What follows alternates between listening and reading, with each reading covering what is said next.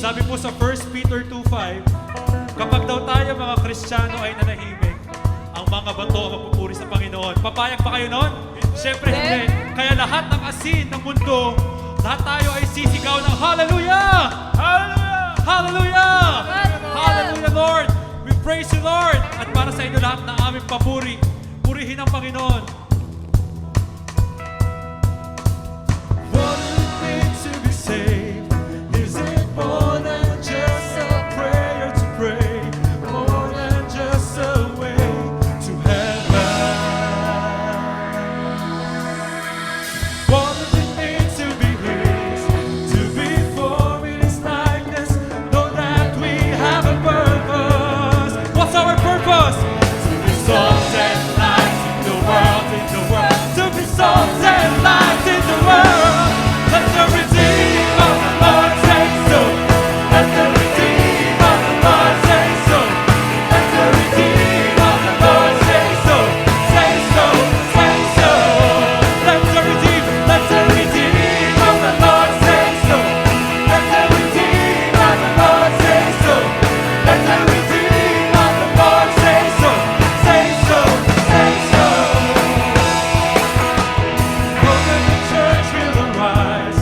Oh, that we would see with Jesus' eyes. We could show the world heaven. Show them to be His, to be formed in His likeness. Show them that we have a purpose. To be salt and light. To be salt and light in the world, in the world. To be salt and light in the world. To be salt and light in the world, in the world. To be salt and light in the world. Let the redeemed of the Lord say so. Let the redeemed of the Lord say so.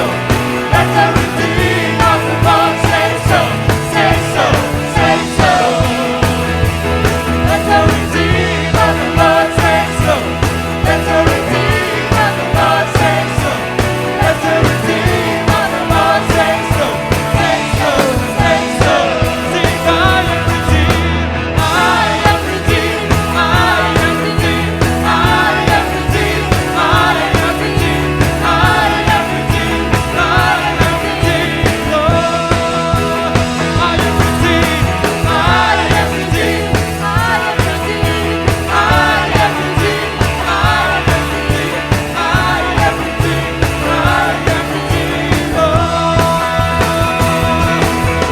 Salt and light in the world, in the world. To be salt and light in the world. To be salt and light in the world, in the world. To be salt and light in the world. To be salt and light. To be salt and light in the world, in the world, in the world, in the world, in the world. Let the redeemed of the Lord rise up. Let the redeemed of the Lord rise up. Let the redeemed of the Lord rise up. Rise up, rise up. Let the redeemed of the Lord rise up. Let the redeemed of the Lord rise up. Let the redeemed of the Lord rise up. Rise up, rise up. Sing, I am redeemed. I am redeemed. I am redeemed. I am redeemed. I am redeemed. I am redeemed. Oh, let the redeemed of the Lord. Let the redeemed of the Lord say so. Let the redeemed of the Lord say so.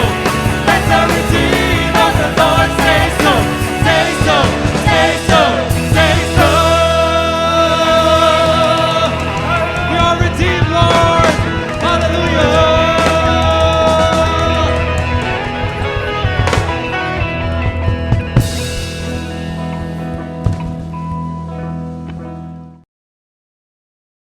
As we start our school year, let us always remember that everything that we are doing is our act of worship for the Lord.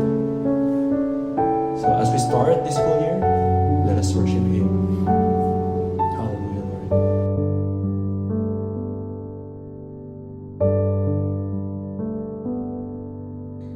Light of the world, you step down into darkness. Open my eyes, let me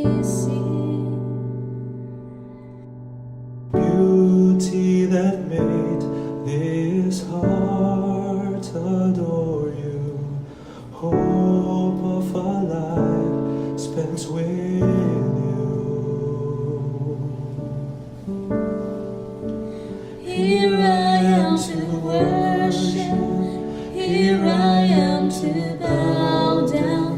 Here I am to say that you're my God. You're altogether lovely, altogether worthy, altogether wonderful to me.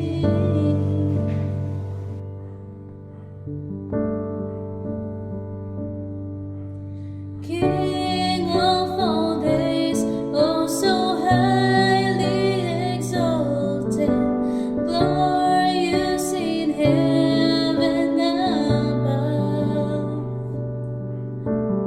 Humbly you came to the earth you created, all for love's sake became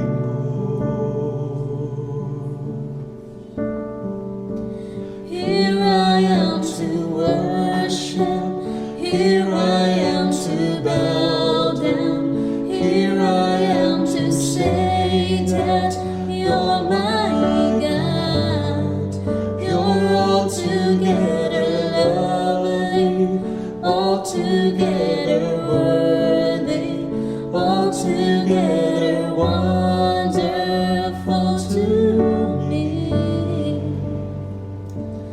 I'll never know how much it cost to see my sin upon that cross. I'll never know how much it costs to see my sins upon that cross.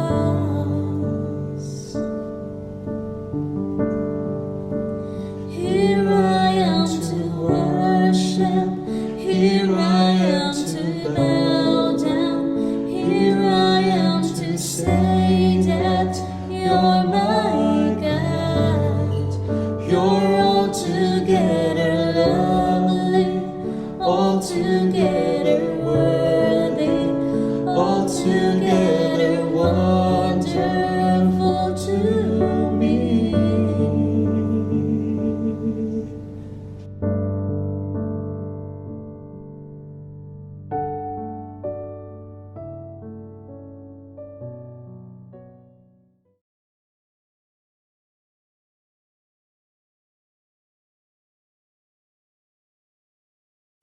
Let us feel the presence of the Lord and let us pray. Father, we thank you for this wonderful day that you have given us. Thank you, Lord, for the opportunity to be with you today again. I pray, Father, that as we worship today, may your words be upon us, Father. Bless your speaker, bless your team, Father God. Bless our hearts, Lord. May you find our hearts in tune with yours, and may we be faithful, Father God. Lord, we lift up all our praises unto your name. This is our prayer in your most precious name. Amen.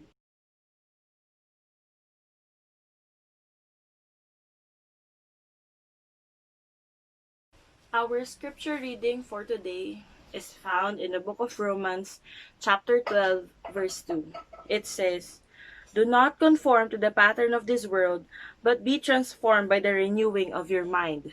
Then you will be able to test and approve what God's will is, His good, pleasing, and perfect will."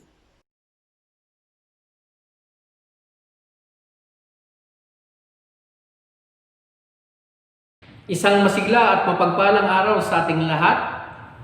Kumusta kayo mga kaalap at mga kaliwanag? Siguro palitan natin pangit pakinggan. Kumusta kayo mga kasol at mga kalight? Yan. Minsan pa nating tunghayan ang nakatakdang talata na ating pagninilayan sa araw na ito. Buksan natin ang ating mga Biblia sa Aklat ng mga taga-Roma, Kabanata 12, Talata 2. Sa salin sa English, "Do not be conformed to this world, but be transformed by the renewal of your mind, that by testing you may discern what is the will of God, what is good and acceptable and perfect. Sa Tagalog version naman, huwag kayong makiayon sa takbo ng mundong ito. Mag-iba kayo sa pamamagitan ng pagbabago ng inyong pag-iisip upang maunawaan ninyo ang kalooban ng Diyos kung ano ang mabuti, kalugod-lugod at ganap na kalooban niya. Pagpalain tayo ng Panginoong Diyos sa pagkabasa at sa pagkarinig ng salita niya. Tayo po ay manalangin. Dakilang Diyos, Amang Banal, kayo ang karunungan, kayo ang bukal nito. Kaya naman, Panginoon, inyo nga po, dakilang Diyos, buksan ang aming mga isipan, ang aming mga pandinig at ang aming mga puso, upang malimi namin ang mga salitang ninanais po ninyong matutunan namin. Hayaan po ninyo na ang Espiritu Santo ang siyang gumabay at pumatnubay sa amin upang lubusan po namin maunawaan at masundan ito tulad po ng layuning makatulad kami ng katangian ni Kristo. Sa iyo po, O Diyos, ang aming pasasalamat, pagpupuri at pagsamba sa pangalan ni Jesus. Amen. Mga kapatid, balikan lang po natin ang mga kataga upang minsan pang mapasok ang ating mga puso sa aralin na ito. Unang-una, mananampalataya. Ang sumunod ay alagad at ang sumunod ay tagapagpapatotoo. Una, tinawag kayong mga mananampalataya. Sa pasimula pa lamang noong napakinggan ninyo na kailangan pala nating tanggapin si Kristo bilang ating Panginoong tagapagligtas. Sapagkat mahal tayo ng Diyos. At dahil sa pagmamahal na ito, ay naghingi tayo ng kapatawaran sa ating makasalanan at tinalikuran natin. Nagsisi tayo. Sa gayon ay tinanggap tayo ng Panginoon at ipinagkatiwala sa atin na tayo ay mga anak niya at binigyan tayo ng buhay na walang hanggan. Kung kaya mga kapatid, sa pagkakataon na iyon, bilang mananampalataya, ikaw ngayon ay binigyan niya ng buhay na makabuluhan. At hindi lamang yung kasalukuyang buhay na ito, kundi sa darating pa, buhay na walang hanggan. At hayaan natin, kaakibat nito sa pagtanggap natin, ay ang pagpatnubay sa atin ng Espiritu Santo. Kung kaya po, kinakalinga tayo upang sa kanyang pagdating muli, sa pagdating muli ng ating Panginoong Hesus, madatnan niya tayo, nasa kalagayan tayo, katanggap-tanggap sa Kanya. Dapat tayo ay Kanyang maging mga alagad. Ito yung reason kung bakit tinatalakay sa inyo sa pasimula pa lamang ng pag-aaral ninyo na kayo ay maging asin at maging liwanag ng sanlibutan. Sapagkat ito ay isang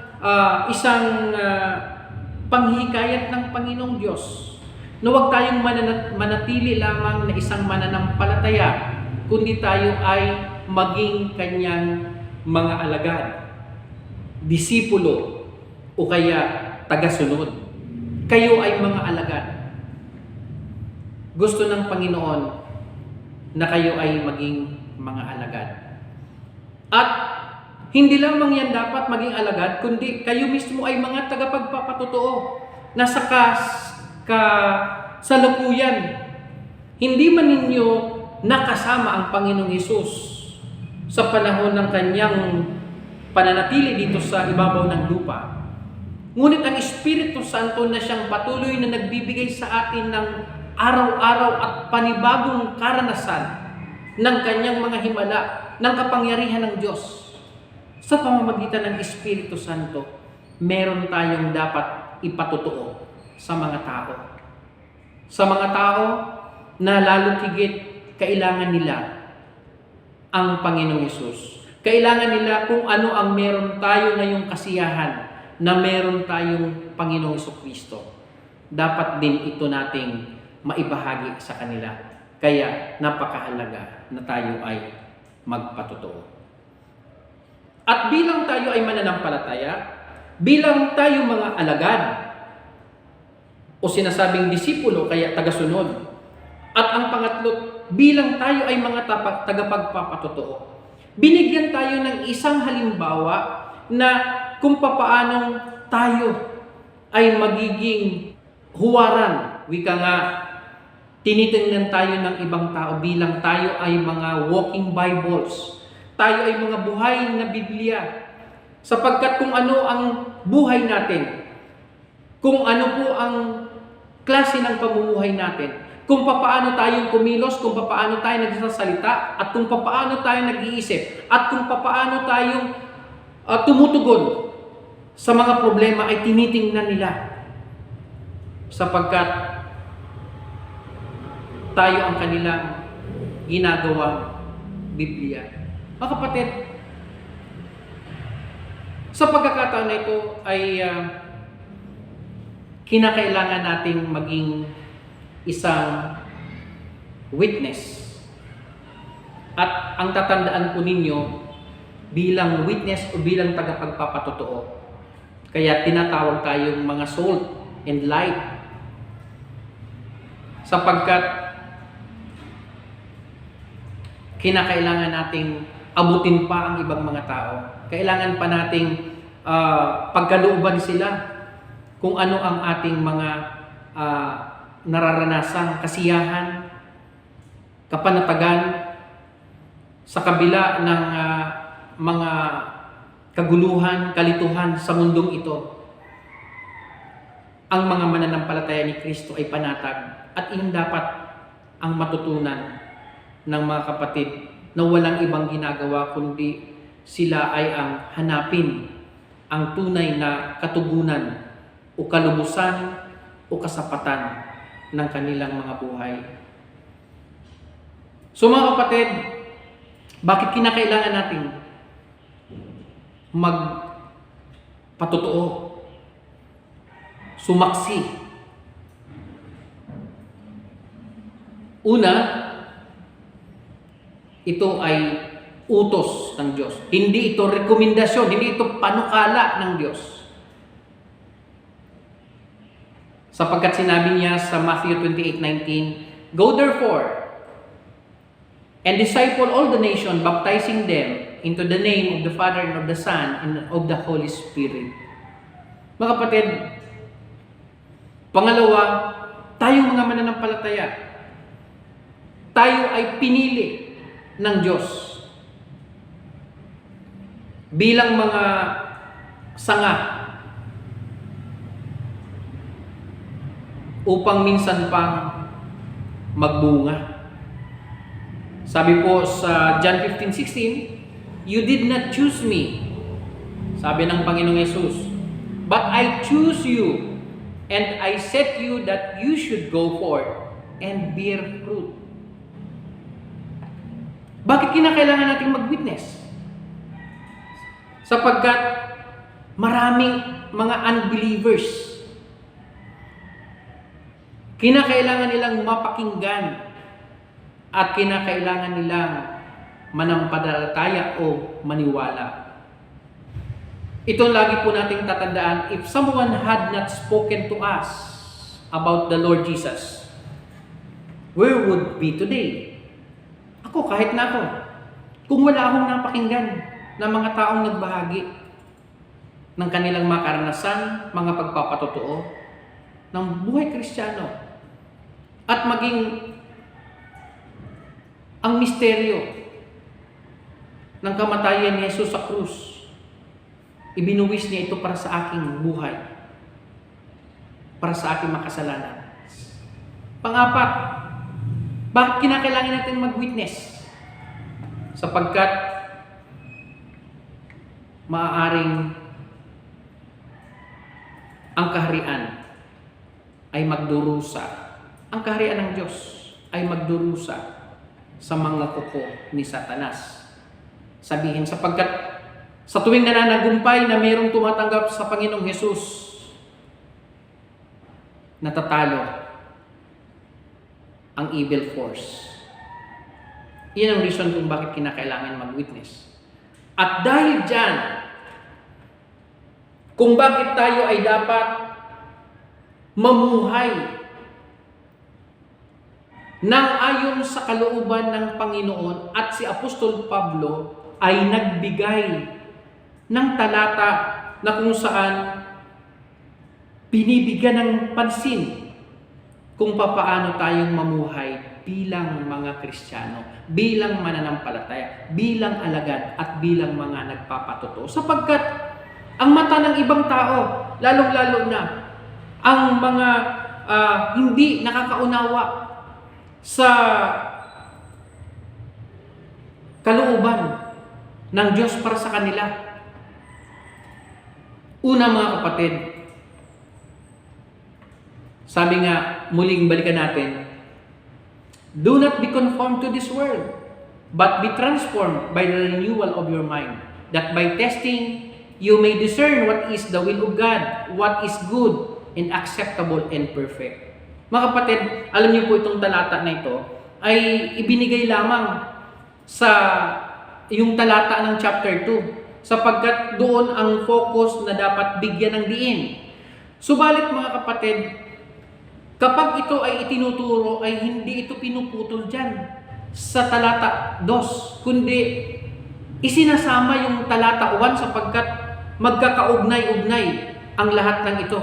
Ano ba yung talata 1? Ito po ang sinasabi. Bago pa man dumating sa do not be conformed to this world, sabi, I appeal you, therefore, brothers, by the mercies of God, to present your bodies as a living sacrifice, holy and acceptable to God, which is your spiritual worship. Saka ngayon papasok yung do not be conformed to this world, but be transformed by the renewal of your mind, that by testing you may discern what is the will of God, what is good and acceptable and perfect. Mga kapatid, para maunawaan po natin ang isa at dalawang talata na ito, pangalawang talata, unang talata at pangalawang talata, ay binigyan ko kayo ng isang sabihin natin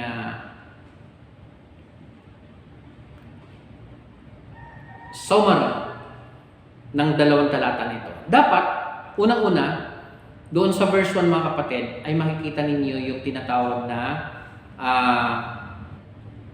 PSTD.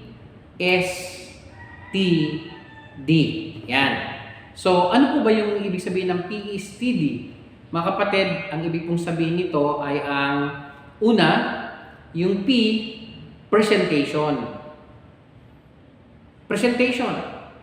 We are to present our bodies to God as a living sacrifice. Sabi ng verse 1. So ano ibig mong sabihin nito?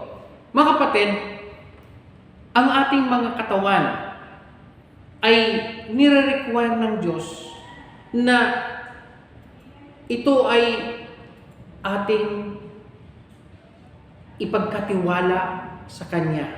At si Pablo, ginamit niya po ang salitang living sacrifice. Sapagkat sa kaisipan ni Pablo, yung pag-o-offer ng sacrifice sa altar ay katulad ito ng pag-o-offer ng animals. Subalit, yung mga hayop na ini-offer doon ay binabawian ng buhay. Kung kaya, pag ito ay inihahandog sa harapan ng mga Hudyo, ito mga kapatid ay wala ng buhay. Ngunit kay Pablo, ang nais niya ay buhay. Nang ibig kong sabihin nito, hindi na tayo magpapaulit-ulit ng paghahandog ng ating mga buhay. Sapagkat katulad ng hayop, pwedeng ulit-ulitin sapagkat maraming magpataba ka lang ng hayop at pwede mo na itong ihandog sa kanya. At pwedeng paulit-ulit. Pero mga kapatid, sa aral ni Pablo, ang nais niya ay ihandog natin ang ating mga buhay. At ito'y one time lang. Paano ibig sabihin ng one time? One time. Kailangan natin bang ibigay natin ang ating hininga? Ilabas natin ang ating mga buhay? Ipagkaloob sa Kanya? Hindi po. Ang ibig pong sabihin nito, mga kapatid, ay ang ating sarili ang dapat nating ipinagkakaloob sa Panginoong Diyos bilang simbolo ng ating pagsamba. Iyan ang konteksto po nito, yung tungkol sa pagsamba.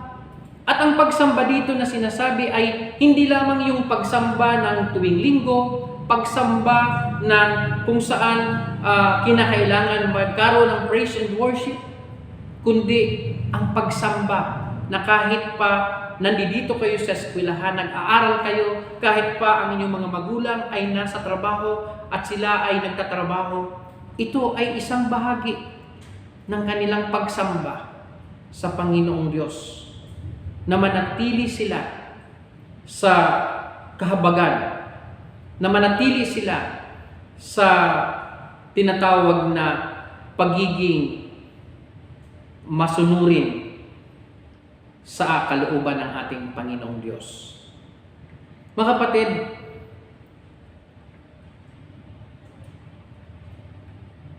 kung ikaw ay nagbibigay ng tithes, ikaw ay nagbibigay ng offering tuwing Sunday, maging ang talento na pinapagamit ninyo sa kanya-kanya mga churches, yung kayo ay mga mang-aawit, kayo ay mga manunugtog, mga kapatid,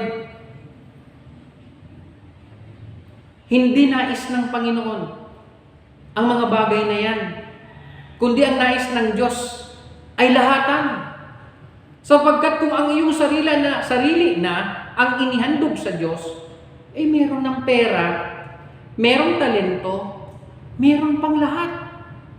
Kaya ang gusto ng Diyos ay lahatan ang iyong sarili, ang iyong buhay, ang ipagkatiwala mo sa Panginoong Diyos. Mga kapatid, kaya ihandog, i-present natin ang ating mga buhay. Kaya hindi tayo may problema ngayon. Wala tayong wala tayong music team, wala tayong budget sa ating mga mission works, sa ating mga outreaches. Hindi na problema sapagkat mismo kayo ay nag-commit, voluntary na ninyong ipinagkakaloob sa Diyos ang inyong buhay. Kaya naalala ko tuloy isang kwento. May isang kwento po na nakalagay daw sa isang church, nakapaskil dito na wanted people who wanted to help the poor. Yan. Eh nabasa daw ito ng magkaibigan. Sabihin natin isang baboy at saka isang manok. At habang nandun sila sa may bulletin board, sabi ng baboy, kaibigang manok, mabuti pa kaya pasayahin natin sila. Maano kayang tayo ay magbigay sa kanila ng dosi-dosi ng itlog. At sabi ng manok, ikaw ano niya? Sabi ng baboy, agad-agad daw nagsalita ang manok na, tama, sige, kung sa akin ang itlog, sa iyo ay hamon. Teka, nag-isip bigla yung baboy. Sabi ng baboy, ang galing mo, sa iyo, contribution lang. Sa akin, commitment. Mahirap yata yun. Nakuha nyo? Ang ibig kong sabihin ng kwento, iitlog lang yung manok. Samantalang kung hamon ang magpapasaya sa mga tao na kanyang ibibigay, pagsasakripisyo na ito ng kanyang buhay. So ganun po mga kapatid, tayo ay hinihilingan tayo ng Panginoong Diyos na tayo ay mag-commit. Hindi lamang yung contribution natin, Hindi lamang yung tayo ay makapaglingkod ng konti sa church, makapaglingkod sa community natin, makapaglingkod sa ating mga kapatid, kundi buo na commitment dapat. Ngayon, pangalawa ay separation. Sabi sa verse 2, we are to avoid conforming to the world's ways. So ang dami-dami na ngayon, iniipit na ng media, ng mga laman ng internet, ang mga filosofiya, ang mga paninindigan ng isang mabuting tao, at pilit na maging ang kanyang mga paniniwala, ang kanyang mga estilo sa buhay, lifestyle, ay naaapektuhan na nito. Kaya mariing binigyan ng diin ni Apostol Pablo kahit hindi pa man siya nabuhay sa panahon na ito ngayon, na punong-puno ng hamon ang buhay natin. Kinakailangan nating tumalikod. Ano po ba ito? Iyan, yung dati-rati, masaya na ang mga bata na may mga panahon silang pag weekend, may mga laro-laro sila. Pag weekend, meron silang time para sa mga kaibigan na magkwentuhan. Pero ngayon mga kapatid, halos isang bagay na lamang na pinagkakaabalahan ng mga kabataan ngayon ay ang gadgets at nakakapanlumo sapagkat sari-sari, maging marami akong mga kilalang mga inaamin nila na sila ay Kristiyano, pero mga trash talker, lalo-lalo na pagka nag-EML. At nakakarinding pakinggan ang mga bobo na salita at mga PI na salita. Mga kapatid, ito ba ang trend ng mundo ngayon? Kayo ba ay bukas ang inyong mga mata, ang inyong mga pandinig sa mga pangyayaring ito? Hindi lamang iyon lamang ay mga halimbawa. Pero maraming iniipit ang mga magagandang mga paninindigan, mga magagandang filosofiya. Dahil sa mga kadalasan yung popularidad, ay ito na ang gusto ng mga mararami. Ngunit iyon ba ang gusto ng Diyos? Ito na ang uso Iyan ba ay kanais-nais sa pananaw ng Diyos? Mga kapatid, kinakailangan po nating ihiwalay doon sa dikta ng mundo. Hindi po masama mga kapatid yung tayo ay makasama sa makisalamuha sa mundong ito. Pero hindi po aplikable sa atin na tayo ay sumang-ayon sa mga bagay na hindi kalooban ng Diyos. Ang sumunod po ay transformation. So kanina ay presentation, pangalawa ay separation, so pangatlo ay transformation. We are to renew our minds and thus change our lives. Sapagkat ito ang battleground ng kaaway, ng masama, yung ating isipan. Kaya si Apostol Pablo, ang ninanais niya ay renewing of minds. Di ba naalala po ninyo, alam niyo, sa pasimula pa lamang na tinuturo sa atin ang computer, lalo na sa programming, ang sinasabi ay garbage in, garbage out. Sapagkat mga kapatid, kung ano ay pinapasok na basura sa inyo, makikita nyo na lang, kung mahilig kayo ngayon na tumitig sa mga vlogs, napalitan na ang ibang mga MYF at MYAP na dati pa ay nanonood ng telebisyon, ngayon hindi na. Halos mga vloggers na ang kanilang pinapanood. Mga TikTokers ng iba doon ng mga TikTok ay halos basura. Na minsan, masasabi nating nagsasuggest ng prostitution. Di niyo na ba napansin kung paano mag-TikTok ngayon? Mga kalalakihan, mga kababaihan. Na oo, masaya. Masayang tingnan. Pero kadalasan, may mga skin nang binibilad. Nilalantad na yung mga dapat na hindi ilantad. Mga kapatid, pag tinignan nyo ang mga vlogs, at kung madalas, pansinin po ninyo, kung ang inyong gadgets ay madalas yun ang pinapanood nyo, madalas yun din ang nagno-notify sa inyo, yung nagbibigay ng notifications. At naaral ko na minsan pa akong nagawi sa mga vlogs na kung saan ay puros mga jokes. Aba, ang susunod ng mga notifications, lahat ay mga jokes. At kung ano-ano pang mga sari-saring jokes na minsan naman ay hindi na nakatutuwa. Hindi na maganda sa ating mga panlasa, paningin, o kaya mga pananaw.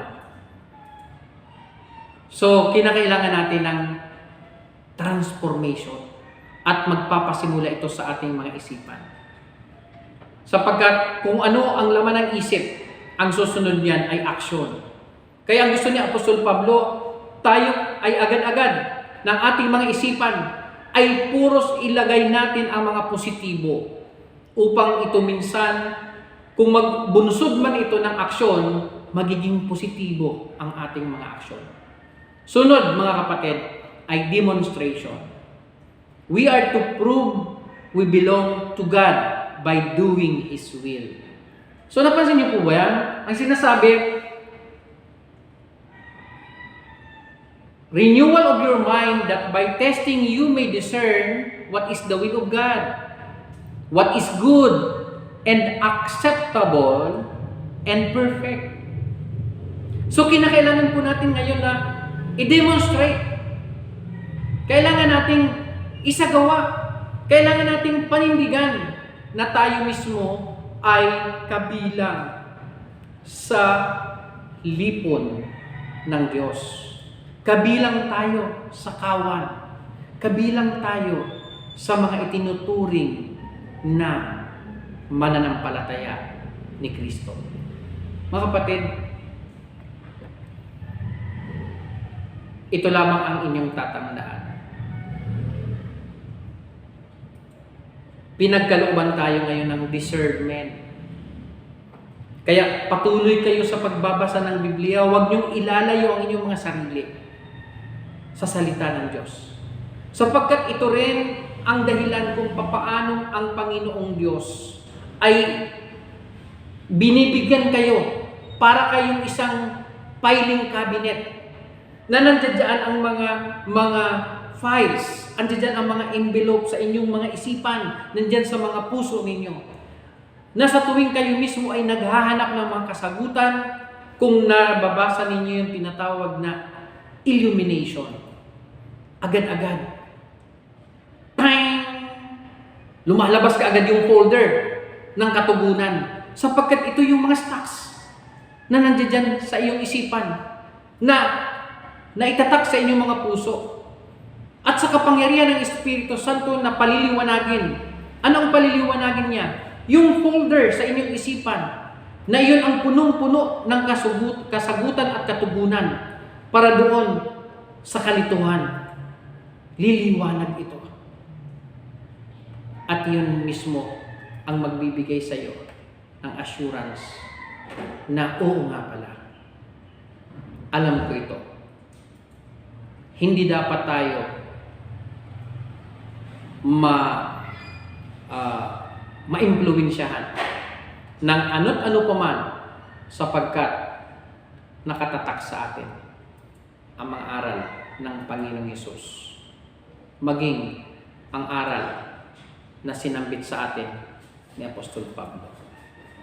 Kaya po, bilang mga mananampalataya ni Kristo, nagmamanifest, nagde-demonstrate sa ating mga buhay ang mga salita niya. Pagpalain nawa ang bawat isa sa mga salita at sa pagpapahayag ng kanyang salita. Sa pangalan ni Jesus. Amen. Amen.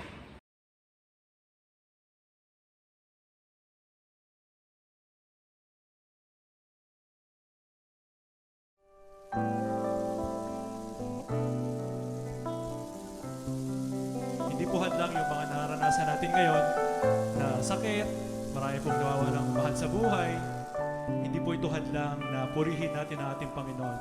Kaya sa lahat ng oras, sa anumang pagkakataon, karapat dapat purihin si Lord. Mahirap man, masaya, sa lungkot o sa sarap, kailangan po natin purihin ang Panginoon dahil siya ang karapat dapat sa lahat ng ating papuri. Hallelujah, Lord. Tanggapin niyo po ang aming papuri sa inyo, Panginoon. Kayo ang may taas sa buhay namin. Hallelujah.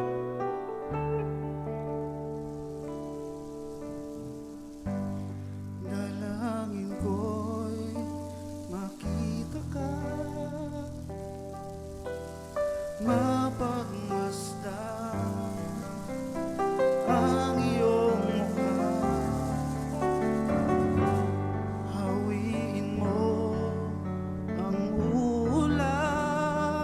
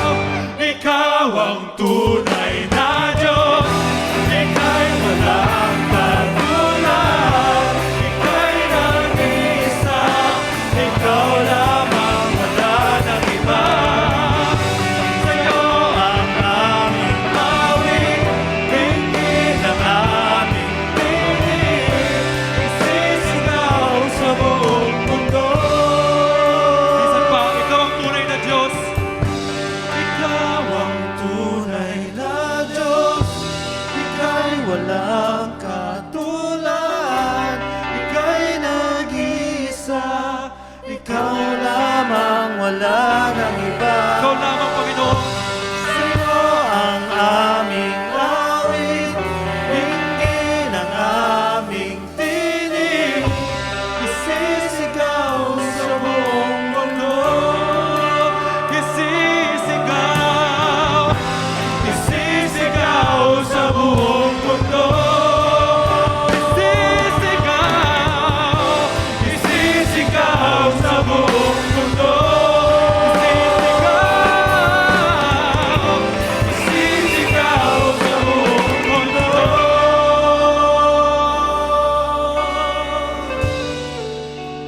Kadakilaan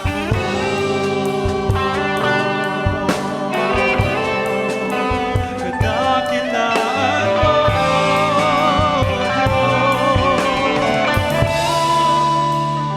dakilaan mo.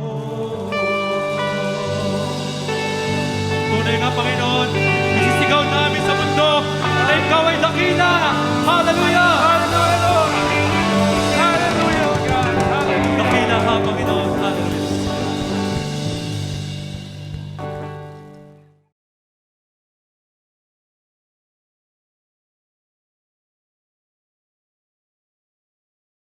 Dako po tayo sa huling panalangin.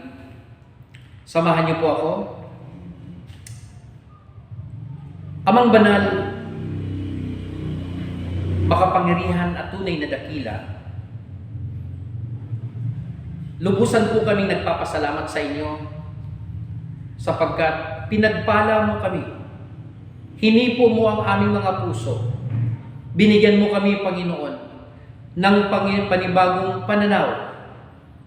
Higit na pagpapahalaga dakilang Diyos sa aming pag-ibig sa iyo, pananampalataya namin sa iyong bugtong na anak, at ang patuloy po namin, O Diyos, na paghahangad na kami ay mabago ng aming pamumuhay, mabago maging ang aming mga pag-uugali, mabago ang mga pananaw namin sa ikabubuti, O Diyos, ng aming pananampalataya at pamumuhay Kristiyano.